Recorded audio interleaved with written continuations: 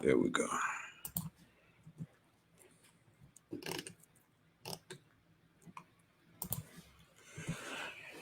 All right, so we're about to get started in a few seconds. Those who are tuning in now on the live, just got to make sure I share it to my pages. In real rap, I'm not even sure what page I got it live streaming to. So bear with me. What's happening with y'all out in the streets?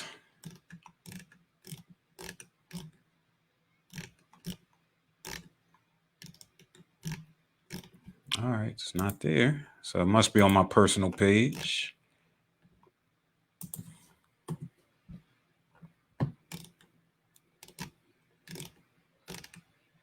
Oh, they didn't update it. All right, so let me do this right quick.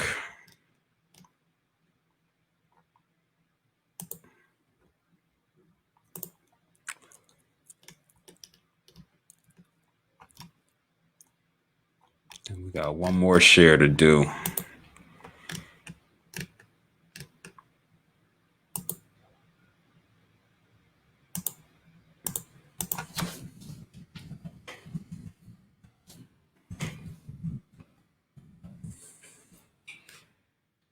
I wish it was a way I could do this without being live, but I refuse to pay for the live stream to go to all the platforms. I refuse to.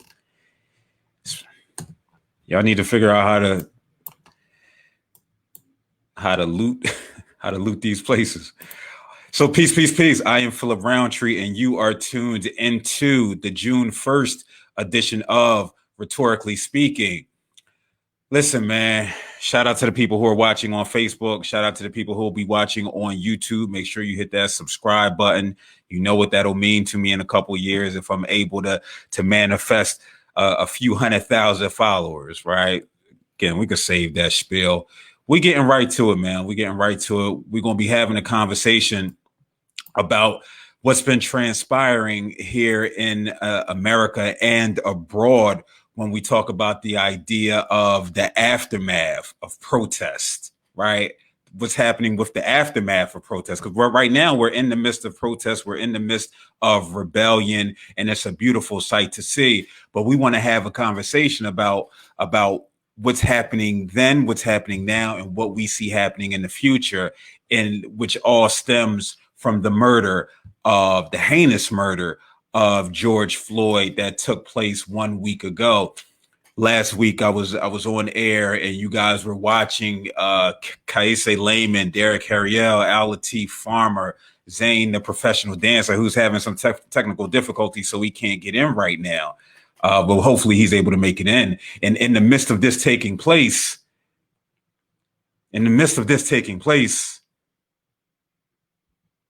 George Floyd was being asphyxiated by a knee on his neck by an officer. I don't even want to say his name. I'll leave it up to everybody else. And much like many black folk, not just black men, but black women, black persons, black bodies,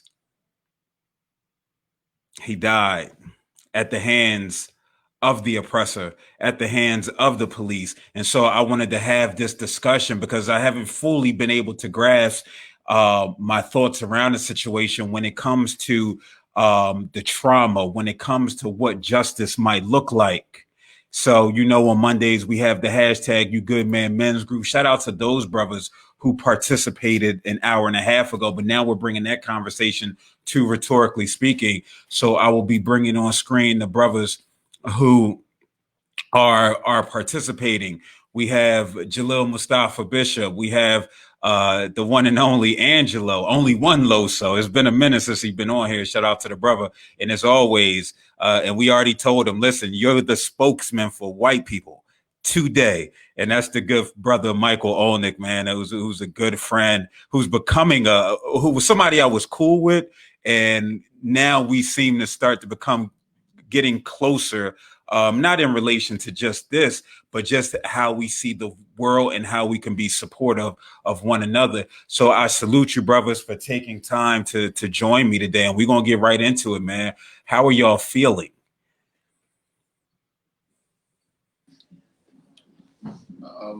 I mean, it's an interesting time we're living in right now. I think everybody can say that based on the quietness of everybody right now, just a lot swirling around in our brains right now. If I can speak for the group right now, just a lot going on.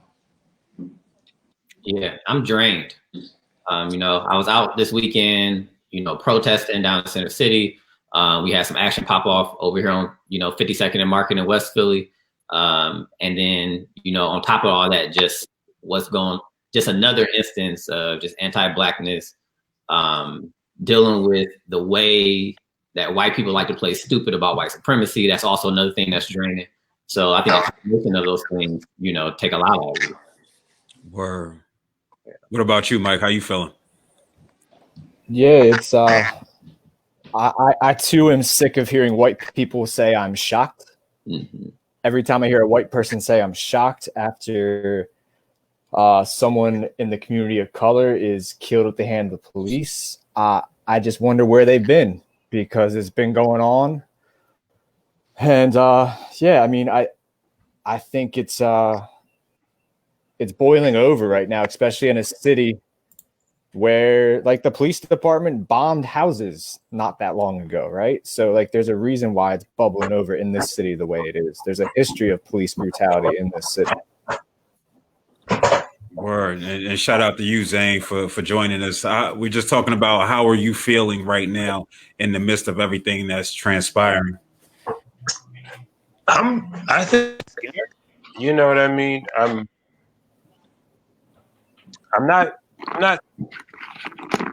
actually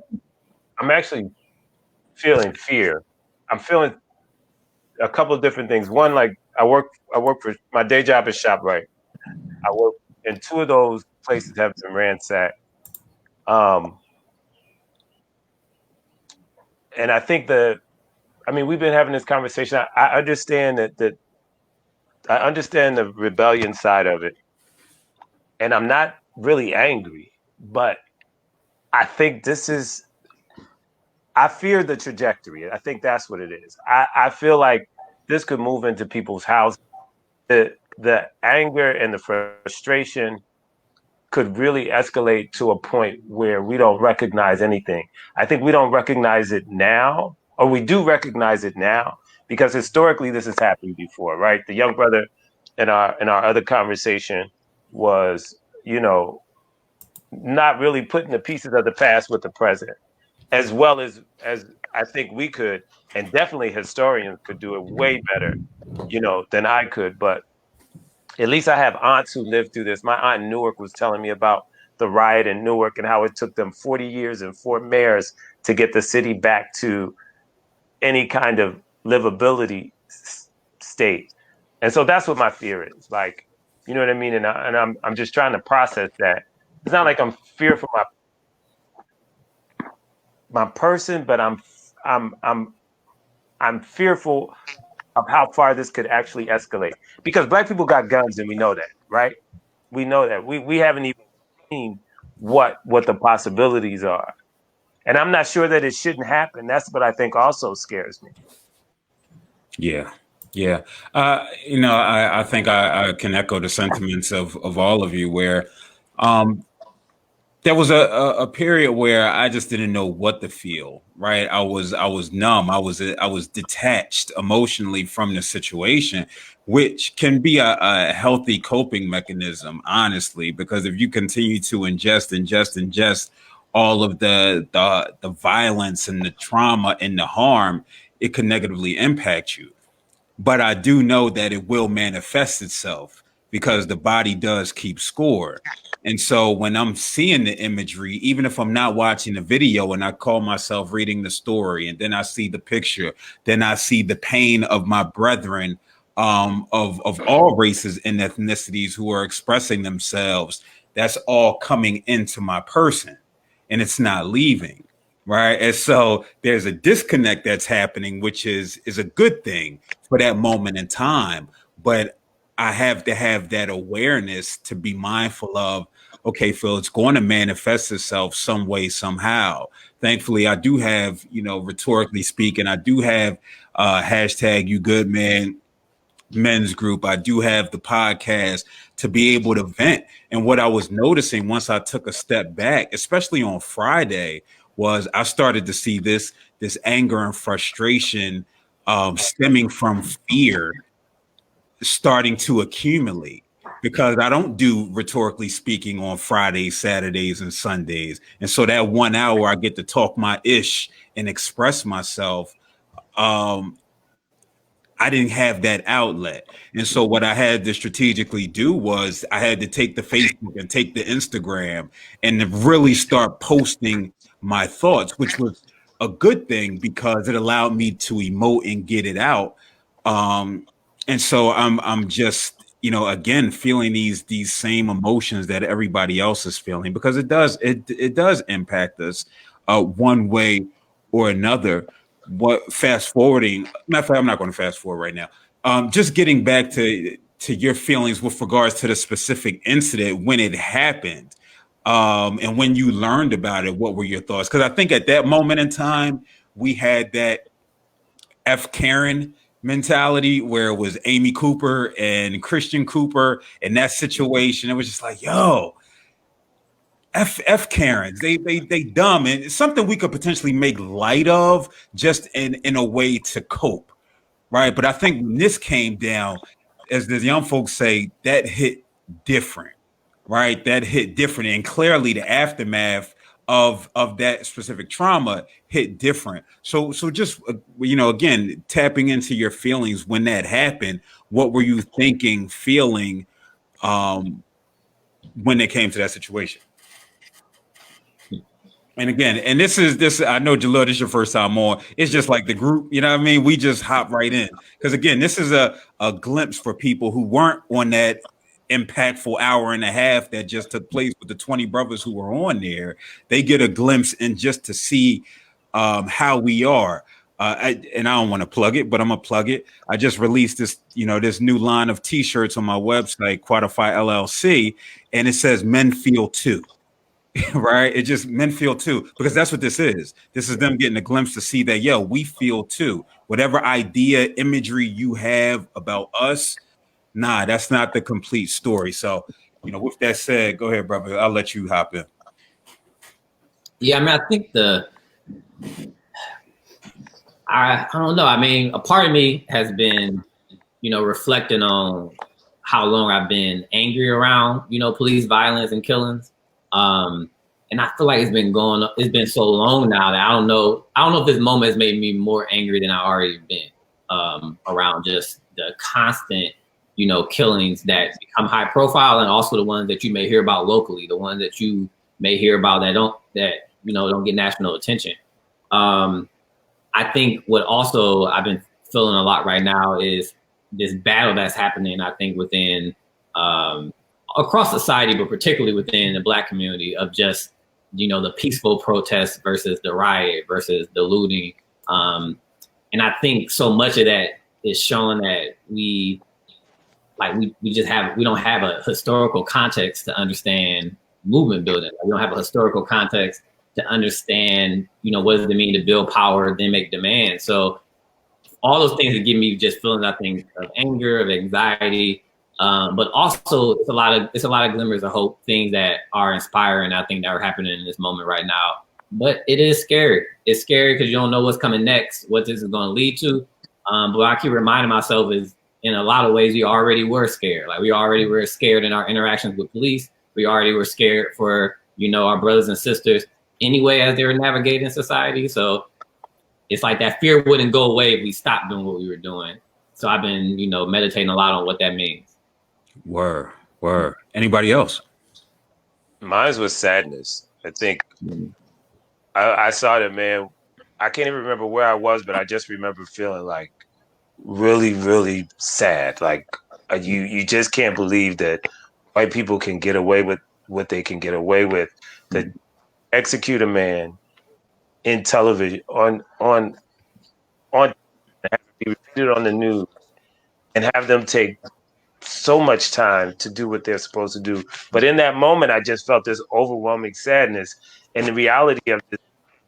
You know, in my mind, I'm not a conspiracy theorist, but like I told you earlier, I was listening to a bunch of different people, and a bully eventually when you bully somebody, especially somebody who you consider weaker than you, they're gonna fight back. And it's like being trapped. It's like being trapped. And I think people keep doing this, and you keep doing this, and that's what these videos are doing. It beats on our psyche, it beats on our morale, it beats on we feel like we are internally. Because if you look at these kids reacting, and you and the only thing I could think, well, all they do is see that people don't care about them. Why should they care? Yeah. And I heard that echoed in Mark's comments and Trevor Noah's comments and what's his name, Shipley's comments, and Karen Hunter's comments. You know what I mean? I was been listening to all these podcasts today just to sort of get some perspective and sort of get some yeah, but I felt overwhelming sadness, man. Sadness. And I put on, because I couldn't cry, so I put on they will when they see us. Okay. So I could just cry. You know what I mean? And I didn't do it intentionally, but I realized 2 minutes into the second episode and I'm crying again. I can never get through that thing because I start crying. Word. Anybody else? Yeah, I mean, I was going to jump in real quick and just say I'm in like a constant state of anxiety right now. Like Jalil was saying, I think we've been here before. In this country with the riots and the protesting, obviously, right, but based on our historical context. So that's what I hold on to, is that this country has seen a lot of this before, and it's global. This is a global thing. Like, a lot of change typically comes from these types of situations. This is a big machine. This is a big government. It's been standing for a long time, operating the way it's been operating for a long time. And it's going to take an extreme situation to reverse courses or change it. So I kind of understand that we are at war. And I think we talked about this before in the group. Like, I didn't even have a chance, and this is probably a problem, right? Because I don't even get a chance to kind of mourn gentlemen like George and all the other names that we can run down the list on. You know what I mean? Because I always think of it like, it's a casualty of this war that we're in. And I talk to my friends on the text, and I'm like, listen, just make sure you got life insurance. Make sure you're protecting yourself. If the law gets spicy with you, do keep in mind, most cops aren't like that. And I do understand that. But I do understand that if they get a little extra with me, this might be the time to go. So, I'm licensed to carry and all of that. You know what I'm saying? So I'm not saying that's what I want. I don't want that at all. But I do understand that, in the state that we're in, if they want to go, we got to go. And I'm not trying to talk like a tough guy at all. I'm just coming to grips with it all. You feel me? And and even when I talk to my wife and all of that, she hates that I say things like this. And again, I do not want violence at all. Yeah. But again, we're not, they're killing us. We got to defend our civil rights. I do have a right to live. You feel me? So it's just very strange. But I wish I had time like you, Zane. Or I wish I can get into that emotional bag to where I can break down and cry over this thing. But we still at war, so I'm like so hardened from it. Yeah. What about you, Mike? Yeah, I mean, I just want to preface it with the fact that being a white man, I cannot even begin to comprehend what your guys' weeks have been, or years have been, or lifetimes have been, right? Because I can't live in that space. But I can tell you, when I saw what happened to George Floyd, I was once again crushed and disheartened and angry and just sick of, like, because for me, listen, an injury to one is an injury to all. That's how I live. But I also understand at the same time that it isn't time for me to take up space either, right? If I'm involved in any kind of direct action, I know that my only role there is to put my white body between some black bodies and the cops, right? That I need to make my allyship actionable.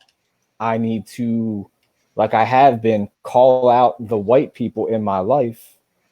And on the other hand, like, listen, like, I'm a social worker, and part of social work for me is education. Like, I think of myself as an educator because I'm steeped in facts and history. So I've been giving a lot of white people history lessons, right? I've been telling them to go watch the 13th, right? I've been putting them in touch with things that they need to see because they need to get uncomfortable with their position in this society. They need to see their privilege and know what it is. Because listen, I know what my privilege is. As a teenager, when I was caught up in drugs, I didn't end up in jail when I got involved with the cops, right? I got on some accelerated rehab program. My black friends ended up in jail, right? So I know how this system works. So I've been trying to balance my rage in the sense that my rage cannot take center stage right now. And I'm very upset with the amount of white people I see at protests that are allowing their rage to take center stage. Yeah. No, causing. That reminds me of a picture that I saw, and it was out in West Philly, and it was a white girl with a bat in her hand, and somebody had, you know how you might put something, they had like a little arrow on it with the question marks, and that's the same thoughts I had. I'm like ho. You know, we talking about tearing up our community. We'll get into to that idea, but I'm like, I wish somebody would been like, no, what are you doing? You know what I mean? Like, no. I saw she was I don't know her ethnicity, but I knew she wasn't black, and she was walking out the Cheesecake Factory with like a whole cheesecake. Yeah, and I'm like, I saw it. That was crazy. No, somebody knock that out of her hand, please. Right? But I see people taking who aren't a part of the quote unquote struggle, still getting their ish off in the midst of this rebellion that's taking place. And we see what's happening is that it's being attributed to the whole, and it's being attributed to the whole by the people who lack the ability to think critically. Right, because it's not somebody who truly understands the underlying issues, who are saying, well, yeah, you know, I see that happening, but the bigger picture is this. And so, you know, when you bring that up and talking about white folk taking up space, you know, that picture of her with the bat in her hand, like, now what are you doing? You know what I mean? Like, so yeah. You know, and speaking of the rebellion that's been taking place here in Philly, we've been on lockdown, not only due to Corona, but on quarantine due to Corona, but now we have a curfew, like we're children, which starts at 5 o'clock, and it's been 5 or 6 o'clock the last couple of days. Just what are your thoughts on the rebellion that's taking place? And we had a question with regards to the looting that's taking place. Like, how do y'all see the morality of looting? I'll let you guys speak to that. Yeah, I can jump in. I mean, I think a big part of this is that we just don't have a fundamental understanding of violence. And so the problem is that I can go throw a brick through a police car's window, and somehow that gets equated to what is happening to Black people in this country. I can go throw a water bottle at a police officer's face, and that somehow gets equated to what's happening in this country. There are levels of violence, and there is nothing that we have seen from Black people that has come even close to what we're experiencing just on the police violence tip, let alone the violence of generational poverty, the violence of underdeveloped communities, the violence of mass incarceration, where we got, you know, millions of Black people in prison and jail. Like, we haven't even come close to inflicting the level of violence that we are experiencing every day. our violence is so low on that level that all that you really are seeing at these protests is more of a self-defense and a way to take the absurdity of white supremacy and make it known, highlight it, bring attention to it. And I think because we are so ingrained that property is private and these things, you know, should be bought, not stolen, we're like, oh, you're taking away from the message, you're taking away from the goal. But I think did we all miss it when they said no justice, no peace? That no peace means some type of disruption. It means some type of chaos. And this is the same thing that I think, you know, who we love to romanticize, MLK, believed in when he did his peaceful protest. He understood that his protest wasn't actually going to be peaceful, that it was going to involve a lot of violence, not that was going to be inflicted on him. He understood that the best way to bring attention was to violate white people's understanding of property, which by bringing black bodies into segregated spaces. This is the same thing that protesters are doing now. They understand that they're never going to match the violence that the police are about to bring to them, yet they still go out and protest. They understand that the best way to get white people's attention is to violate their property, the same way that we saw in the civil rights movement. So I think this trying to run away from looting, try to run away from the idea of rioting because we think that somehow is going to make our cause bigger or win more people to our side is ahistorical and just doesn't line up with power. You can't negotiate if you don't have any power. And right now, I think society is being forced to answer the question of how much is a black man's life worth, and they're going to have to account for that as they go through tallying up the destruction and the stolen goods and whatever else comes down the line. Word. Listen, I feel like Jerry Krause over here, man. Like I went and got Tony Kukoc overseas. He helping me win a 4th, 5th, and 6th chip. No, I you know, beautifully stated, Jalil, no doubt. Beautifully stated. I completely concur. Anybody else? I mean, also white people are looting. Can we get that out there? Like white people are looting. White people are creating destruction. Undercover cops are agitating, dressed up as protesters. They are placing bricks along protest routes. There is so much covert incitement going on so that they can spin the narrative, and most news media sources go right with that spin. Why are we still calling everyone rioters? Yeah. Right? Why are we ignoring why are we allowing that idiot at the White House to dictate the narrative, and why is the news running with the narrative? Like listen, man, he used thugs intentionally in a tweet. We know what that dog whistle is. We know what you're saying when you put thugs in a tweet. And when you start talking about looting and shooting, man, he's shifting the blame back onto communities of color when it is still squarely on white people. And we that want to get out and destroy stuff. Yeah, go ahead, Zane. I just think that you explain the tactic of power, right? That the power tactics are the same, and you have to call them out and recognize them, and that's exactly what you just did. But we can't act like it's a mystery either. Like, this is what we do. We have to be prepared for that. Like, that's not a surprise that he did that. Yeah. That's what they do. They spin the narrative and they try to make you feel like what you're saying isn't true, and that what they're saying is what is actually happening. No, that's not what's happening. What Jalil said is happening. You know what I mean? What you said is what's happening. And we have to be prepared to that, and we have to talk about it like we know that it's their strategy. That's the only thing that bothers me sometimes when we have conversations, is that we say why. We know why. We understand exactly why. We know why. Yeah. Right? We know why he says what he says and uses the words that he does. It's manipulation. It's incendiary language. He knows what he's doing. So we have to be conscious. We have to know what we're doing. You know what I mean? Like the riots, the rebellion, they may not know what they're doing, but the people who understand what they're doing understand how powerful that can be. And it's sad. It saddens me. You know what I mean? But I understand it and I get it. Yeah. You know what I mean? I get it. Like, I get it. How can you not get it? I was listening to my family, and I understand that, even it's like, well, stick to the car. Why don't you just stick to the icons of power? You know what I mean? But then you got to say, well, we're in a capitalistic society. So Target is really just as much as the icon of power as the police car, right? Yeah. You want them to stick to that because you want to maintain your life. Like, I want to get up and go to work tomorrow and feel safe.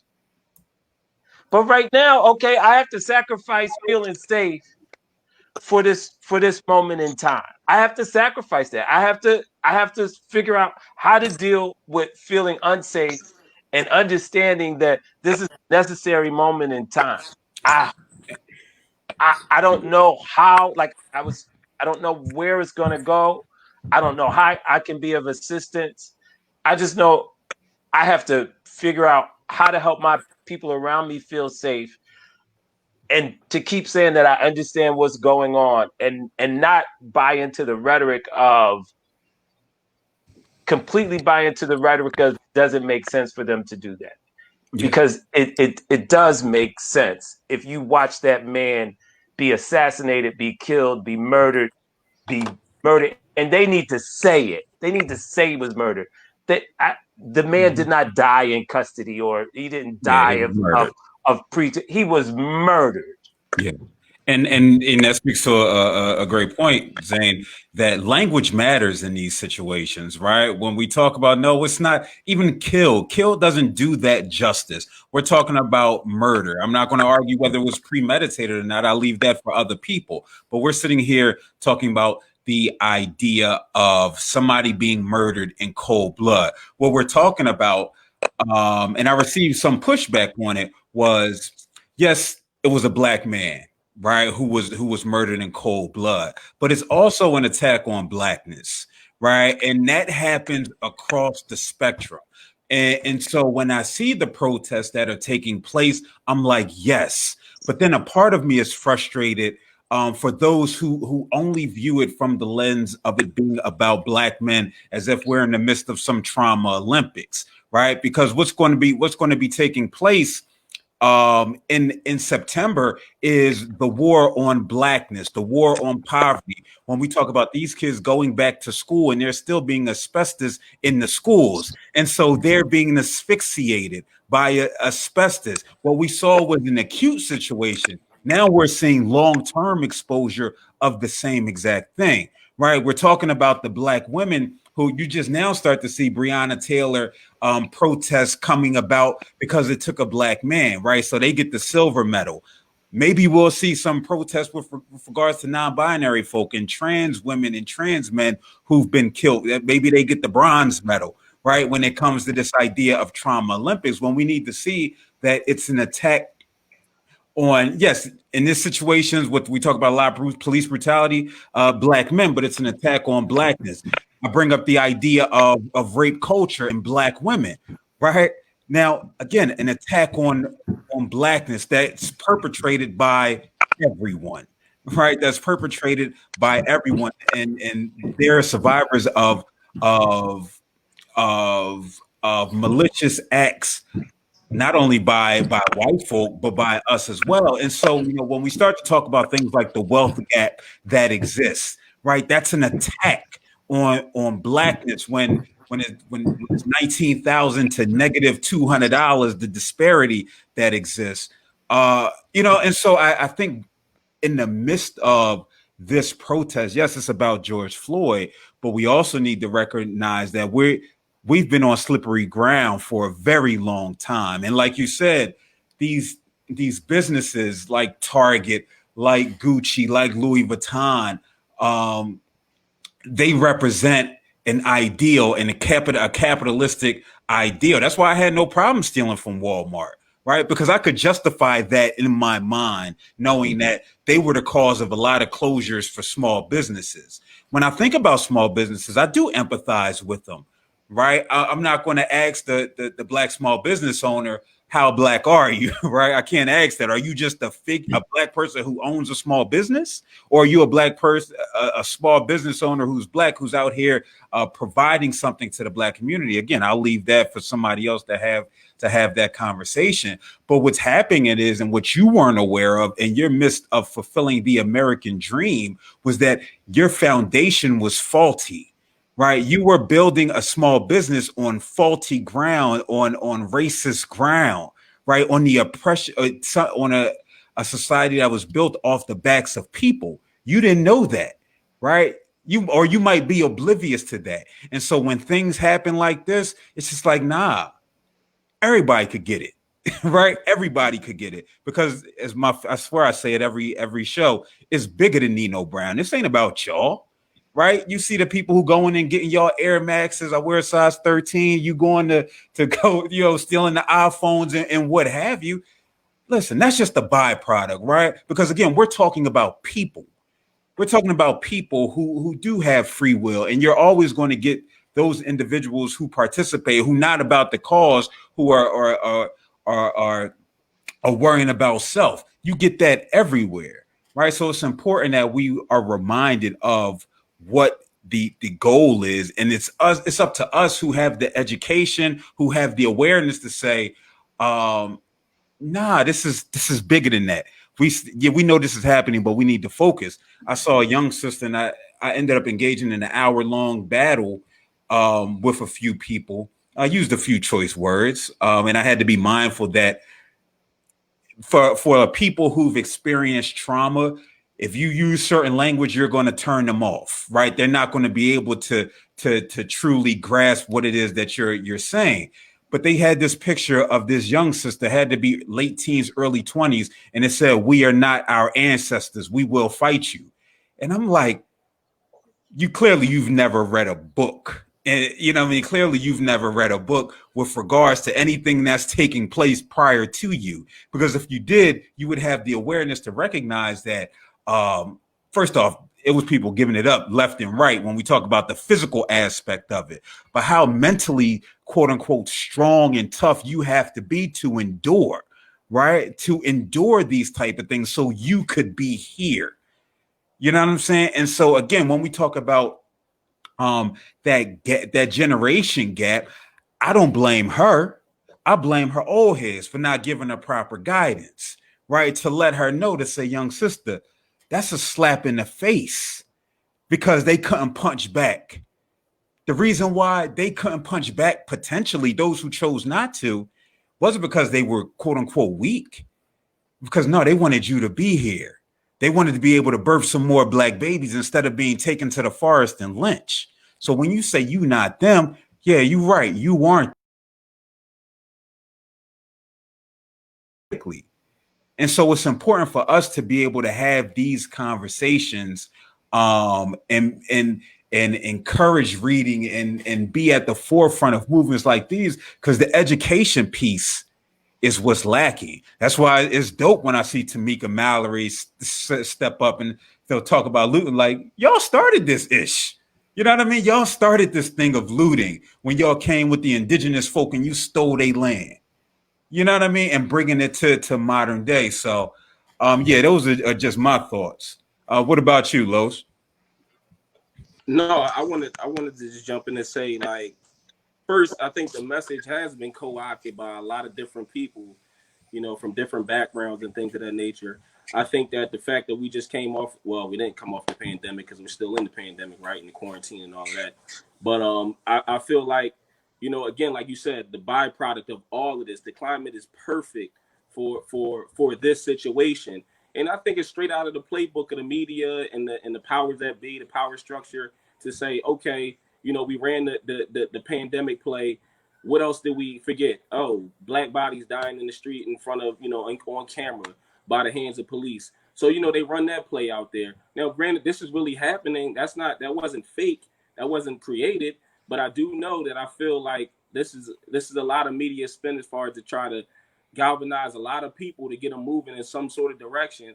I don't want to go down again the tinfoil hat road, but I really do think that, this could be a Democrat Republican type of thing to get us to kind of move the guy that's in office out now and get in office. So, because the same thing I think about when Obama was in office, we were still dying in the streets by the hands of the law. They had the Tea Party running around. You had people rioting and all of that when Obama was in office. So again, this is not new. Now, like I said earlier, I think we need this extreme change in order to move forward and change and bring about some sort of, I guess you would say, not necessarily peace, but some sort of real structure and real government. Because right now, the country doesn't have faith in what we have going on. No matter if it's a Republican in office or a Democrat. I really feel that way. Or so I'm gonna ask you this question. What does justice look like for you all? I mean, I'm gonna say what I said earlier. You know, I mean, I think what I learned from the conversation we had earlier is that justice looks different for everybody. But you have to start by prosecuting these men who kill people. You got to start there. Like, just for, if you're going to start anywhere, start there. Like, and then we got to have conversations that aren't rooted in denial and lies. Like, you can't overhaul a system if you're in denial that this system exists, or you're not really in denial. You just lying to me, telling me that you don't know, because that's the game.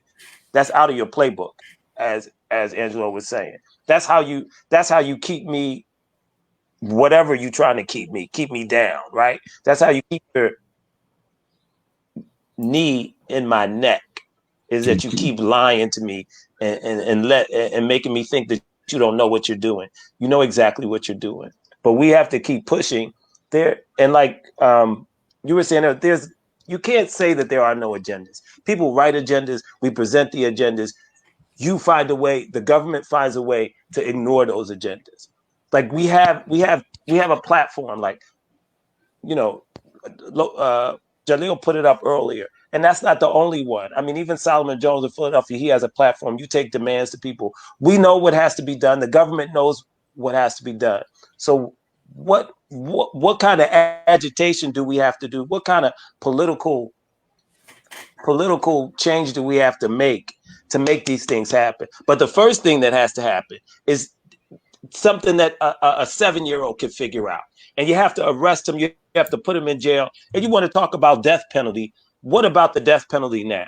Not that I'm for the death penalty, but people who want to have those conversations, just because you have on a blue uniform when you kill somebody doesn't mean that the full extent of the law shouldn't be available to you, especially when it's blatant and especially when it keeps happening. It keeps happening. So I think you have to start by prosecuting people who kill people, just like you prosecute us for taking a candy bar or being 12 years old with a toy gun. Yeah. Anybody else?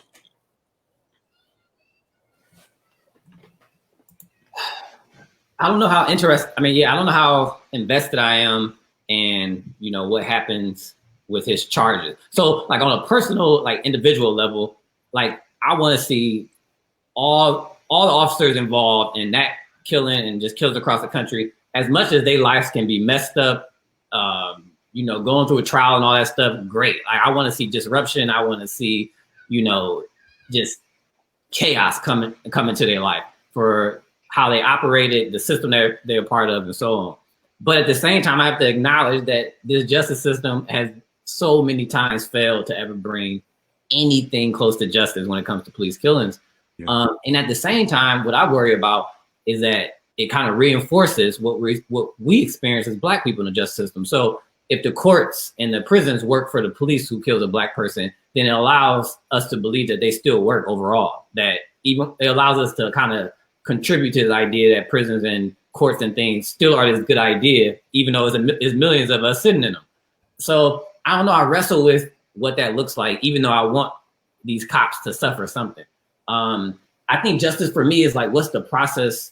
It's a process of allowing Black people to build what that means for them on like the local level. What that looks like in Philly is going to be really different than Cleveland. It's going to be really different than LA.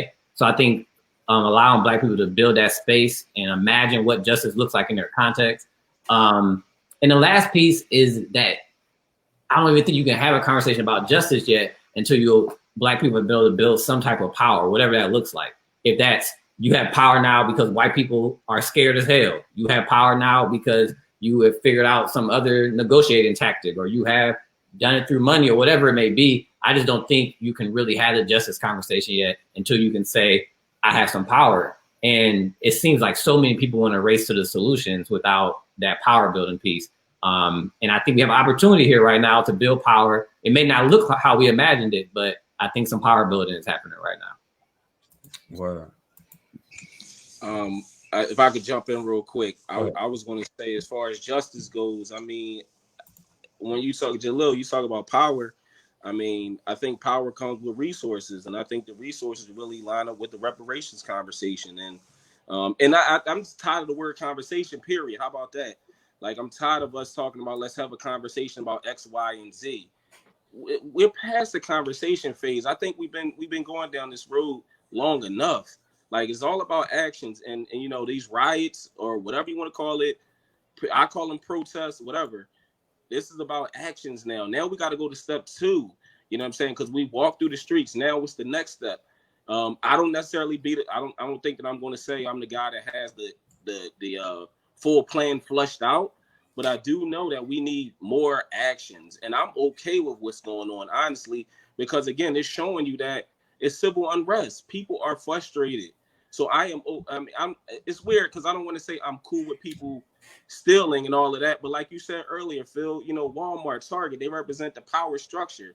You know what I mean? Target, they take advantage of slave labor by using people in jail and prisoners to produce different products and things of that nature. All of the companies, you know what I'm saying? So they represent that issue. So it needs to fall. The thing is, like Zane was saying earlier, I know you're fearful of where this can go and what this could be. And we never wanted to see it in our own lifetime. I don't know if it's actually going to happen in our lifetime, but it's at our doorstep now. And I know you're a tough guy, so I know you're not afraid of what's going on, but it's here. Like, let's do this for real. Yeah. I think, and definitely want to get your thoughts on it, Mike. I don't believe in there's being any type of justice. I've said it. I've been saying it a lot recently, where there's been irreparable harm done to a community in order for there to be anything called "quote unquote" justice. I equate it to, in sports, the score is out of hand. Somebody hits a home run and they foxtrotting around the bases and they still down 30-1. Right. And it's just like, nah, it can't be justice because there's been so much that has taken place.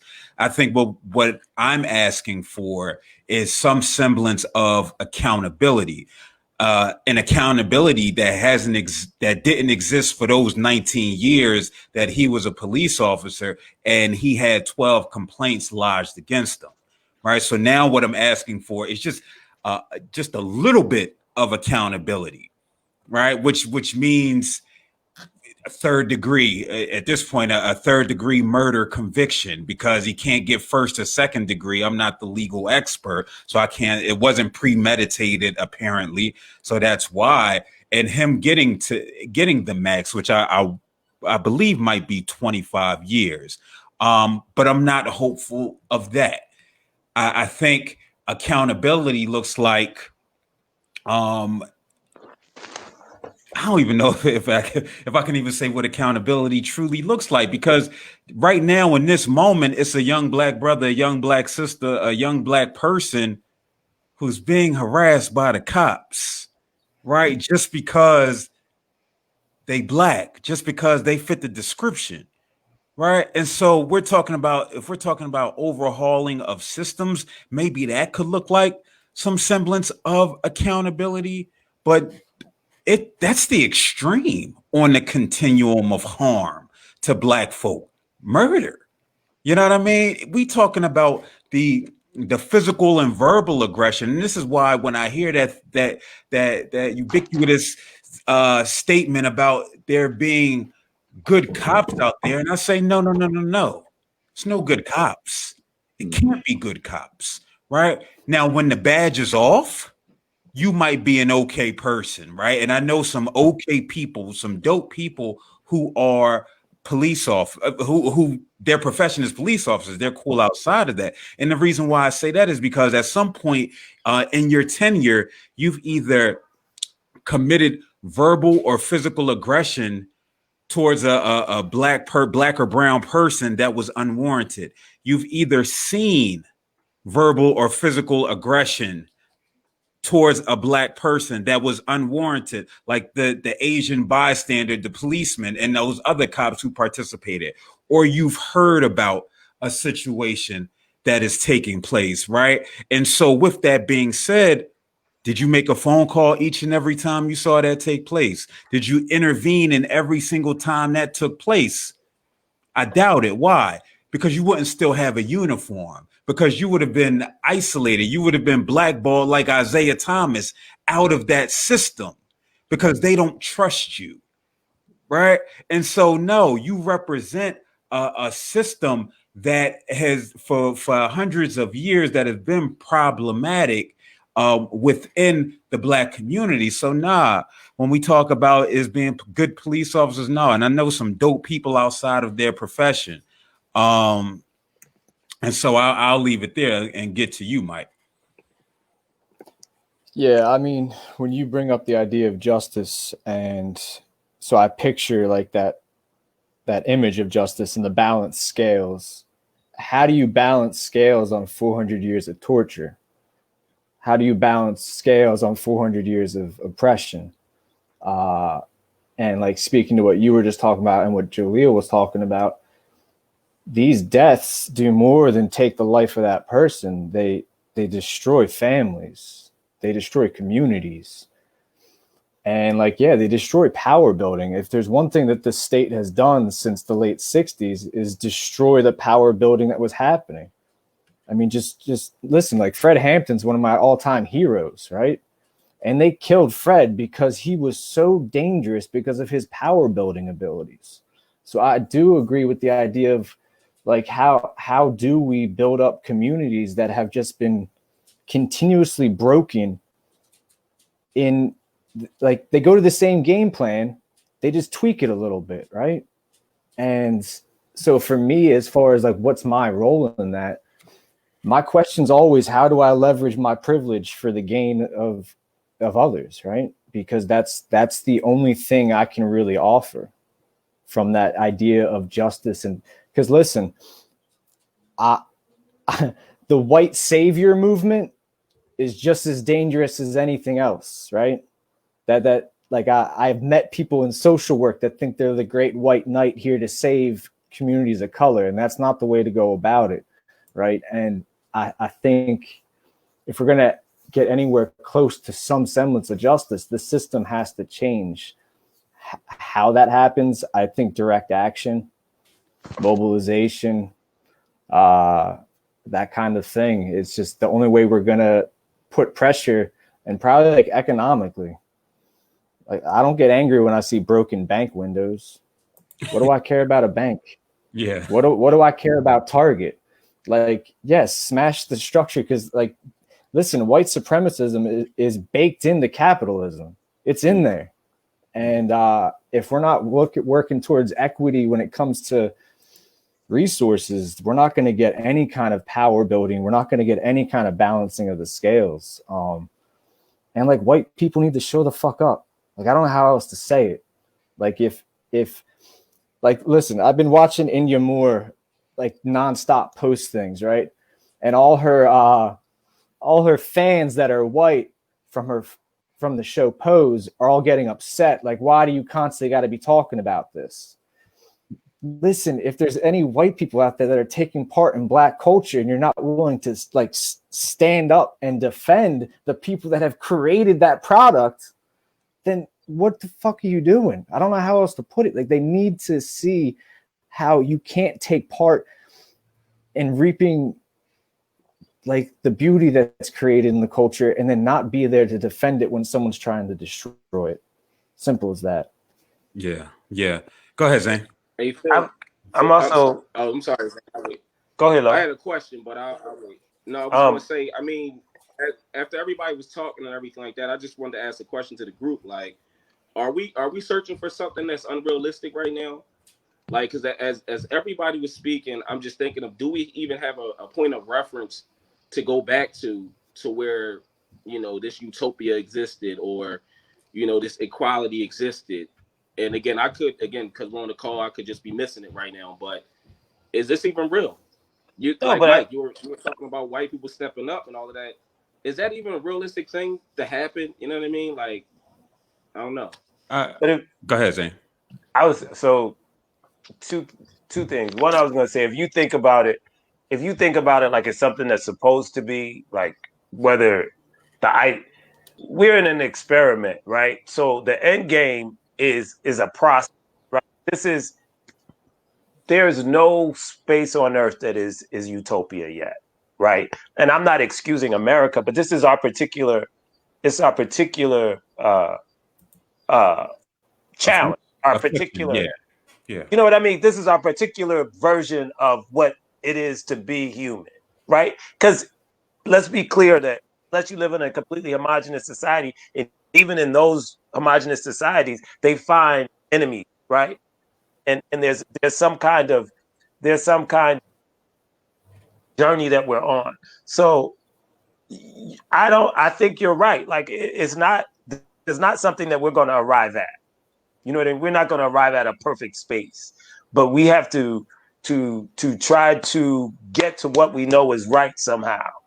And then I also think, and I'm talking to myself just like you talking to yourself, how radical am I really willing to be? Like, how much can I divest in what they show me, and what are the systems? How much can I divest in the systems that are already, like I have a friend who's into farming, and he's way more radical thinking than me. Like he can totally go off the grid because he has that. You know what I mean? He understands how to grow his own food. I'm not that radical yet. I want to get to that space where I'm not so invested in money. I'm not so invested in success as capitalism shows it. Like how do I start to bend my mind? It's hard because I'm still stuck. I'm saying I'm stuck. You know what I mean? I want things. I want to invest. I want houses. I still want money. I want these things, but I'm at least thinking about how to not want them. You know what I mean? And how to make a world where, you know, the commodities are different. Like there's other ways that we can have power, and not being stuck in that system is a source of power. That's a resource. Yeah. Somehow. And no, I completely agree, Zane. I think, you know, there's when I think about the idea of protest, I think about what's everybody's individual protest, right? Like that's cool what's happening out in the streets. Cool beans. You know, first knowing your lane. I think that's an important. Everybody's not built to be out in the streets, right? That's not everybody's calling. For me, I look at the my individual protest and how I can influence and impact. And that was for me going into the world of social work, me recognizing that, you know, I could give an F about bureaucratic systems. Some people who have to fit within that system in order to survive. So I had to learn more about self first and recognize what my individual protest is. So that's speaking out specifically on Black mental health. That's having this type of platform and being consistent with it Monday through Thursday. Like I didn't want to come on today, but I knew I had an obligation because it's bigger than Nino Brown. Right. It's me raising my Black daughter, raising my son. Like these are protests to this system and informing them. Now, for some people, that's not enough. That's their own thing, right? And for me, in my eyes, and knowing what my skill set is, for me, it's not enough. Hence the reason why I continue to try to get to as larger platforms as possible, because I know how to effectively communicate to the people. But for some people, it's you know what your protest is? Just staying alive. You know what I mean? Just staying alive. And I don't think we give ourselves enough credit on the protest continuum about what we're doing as individuals. That's why when I hear about we not our ancestors, I'm like, yo, all right, on the continuum, it might be on this end. Right. But yo, to get to that point to where you like Mr. Carlton, he was trying to get on. Like Mr. Carlton in his late 70s, early 80s.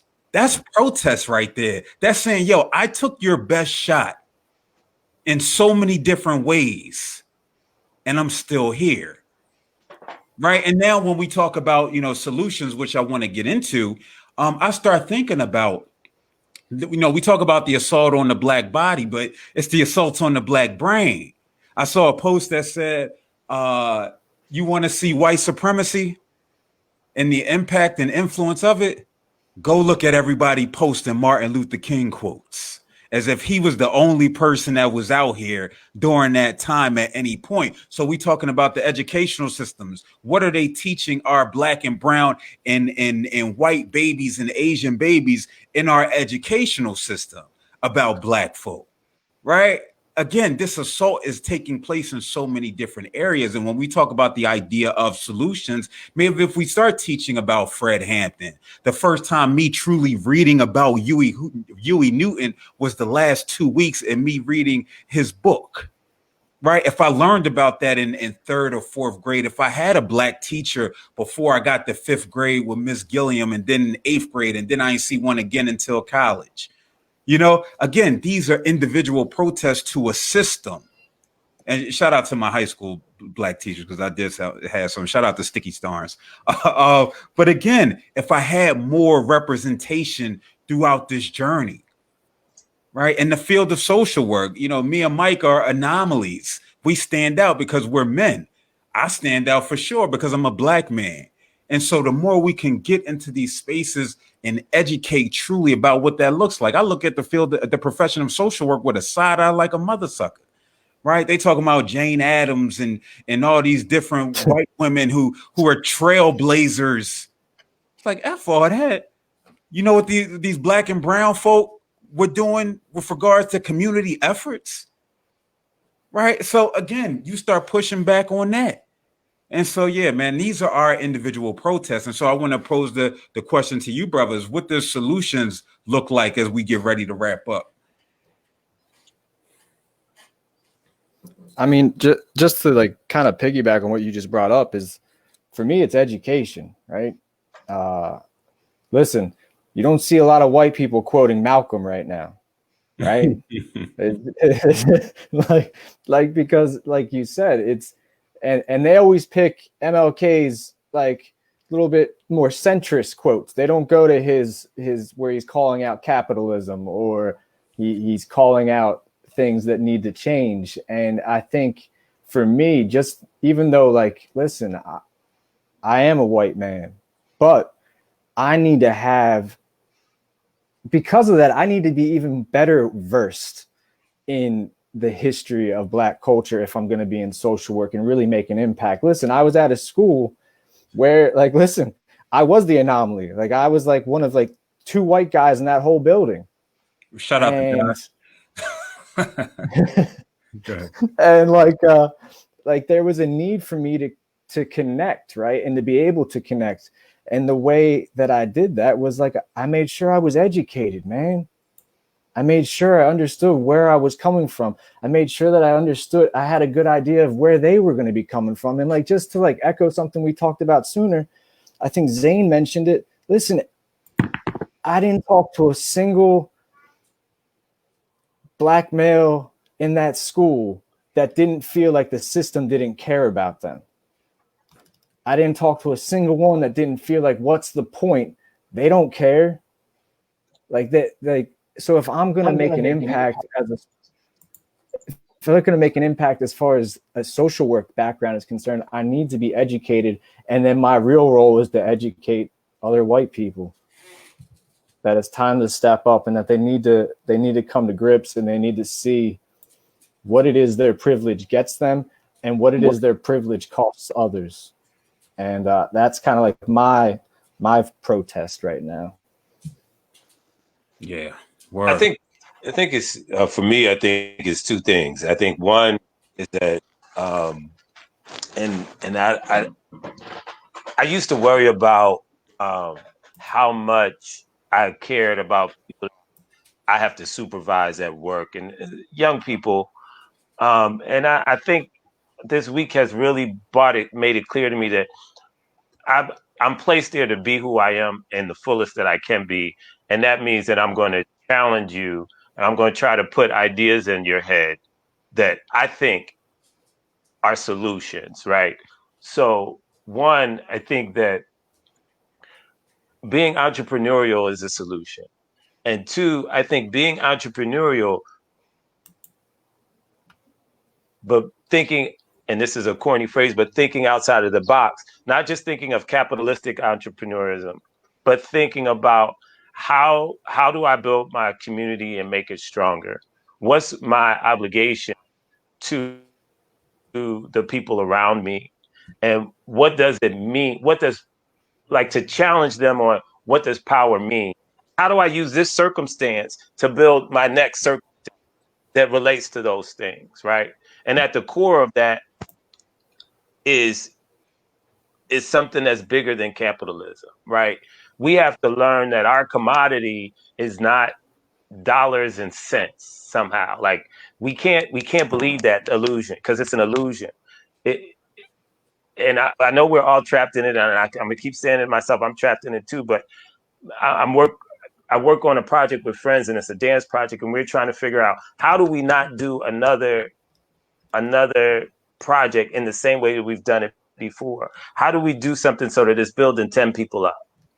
You know what I mean? So it's helping 10 people achieve a goal. You know what I mean? We have to think differently about, can't be selfish.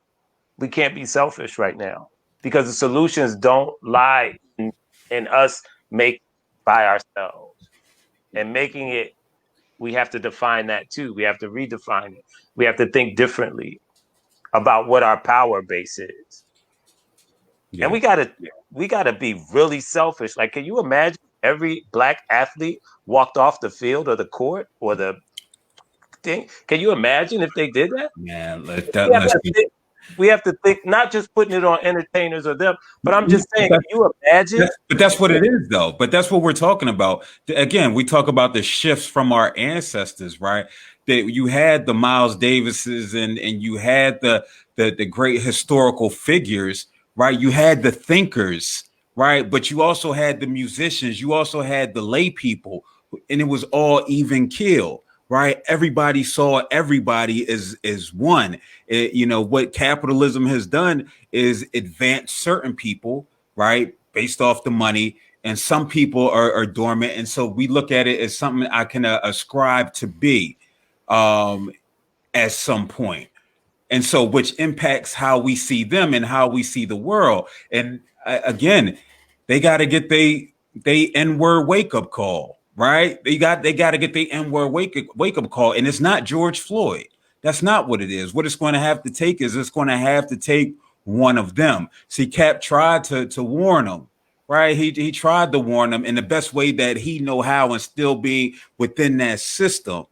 But then what happens? Malcolm Jenkins and them come to co-opt the movement that he started. And now we're still here, and we still have the NFL making bogus ass statements with regards to the death of George Floyd. We got Jay-Z a part of that system. And so we're talking about a disconnect that exists. And it won't be until it say, nah, until I view you, because I don't have the $50 million that you have, you still have to truly view me. But again, they're bringing along that white supremacist mindset that comes with that money. And I told you I was listening to a lot of people. So I was listening to Dr. Carr and Karen Hunter have a conversation. And one of the things Dr. Carr said is the elite do not represent the poor people. And you know what I mean? And I think elite is a word that triggers money, but I think sometimes the way you think and what amount of education you've either received or gotten is also creates an elite class. So I don't know how much I identify with my neighbor completely, even though I'm living in the hood, you know what I mean, because of my life. Mm-hmm. You know what I mean? So I'm have an elite concept in the world. It doesn't make me not Black. That's not what I'm talking about.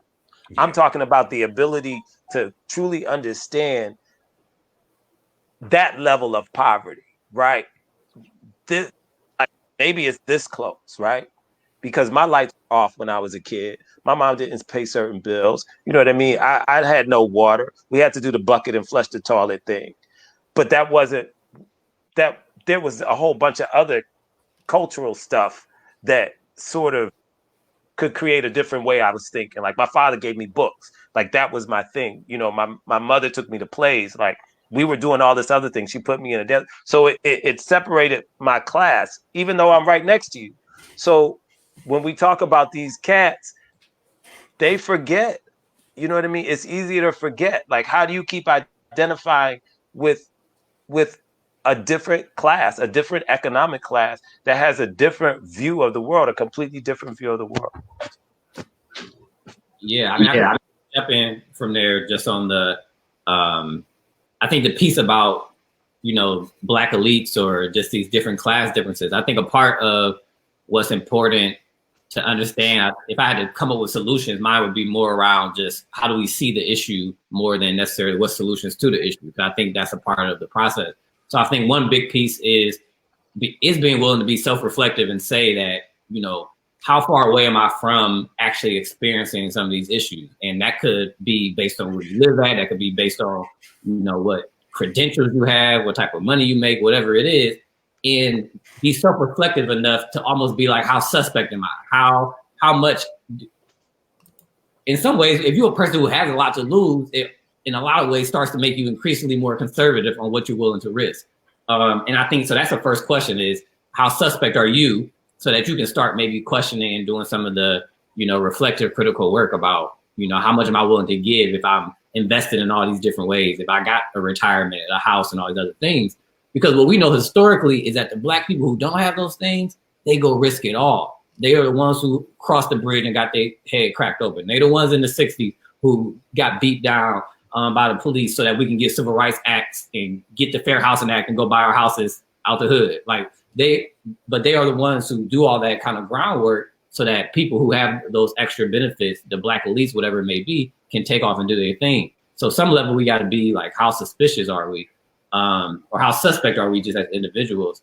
And I think the other second piece around, again, just thinking about how are we seeing the issue is how do we move away from white validation?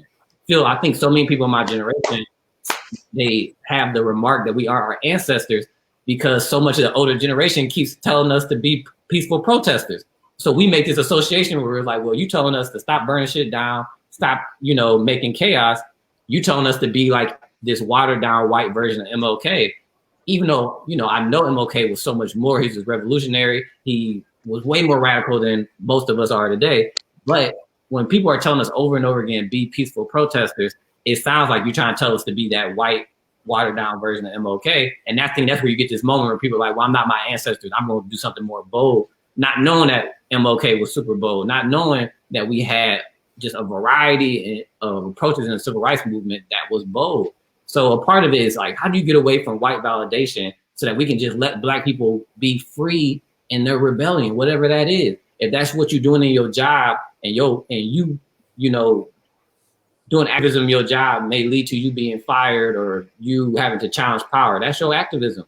If your activism is burning shit down, that's your activism. We have to figure out a way to make it make sense. And I don't think that we've been able to do that so far because we're still so caught up in this idea of white validation and some idea that a Black elite leadership is going to bring us some answers. And I think those two things are like, you got to change the way we see the issue before we get to the solution. Word. No, it's great points. You know, I think about when like a great athlete like retires or something, they'd be like, Tom Brady's not walking through that door. You know what I mean? Dr. King, Malcolm, Fred, Huey, none of these people are walking through that door.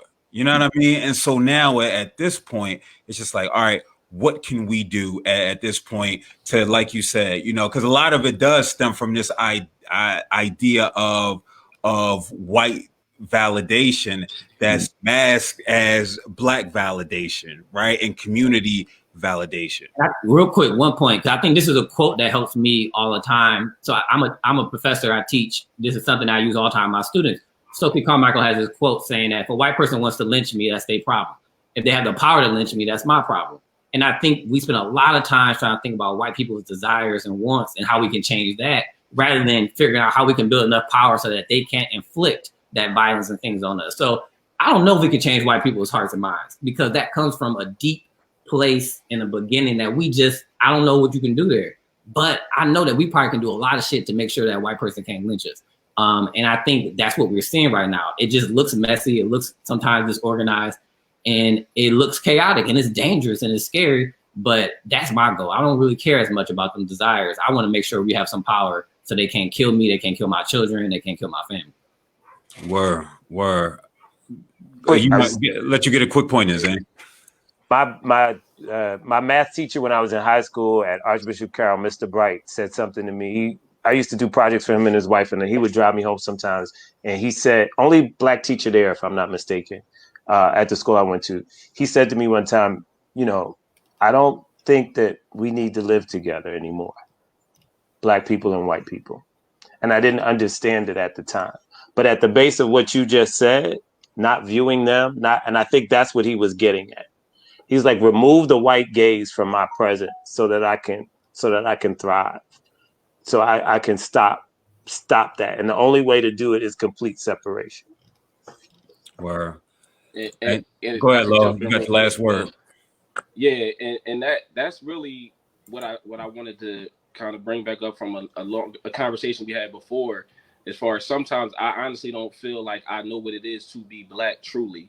You know what I'm saying? Because I've been here my entire life. I've been in America under this whitewashed idea.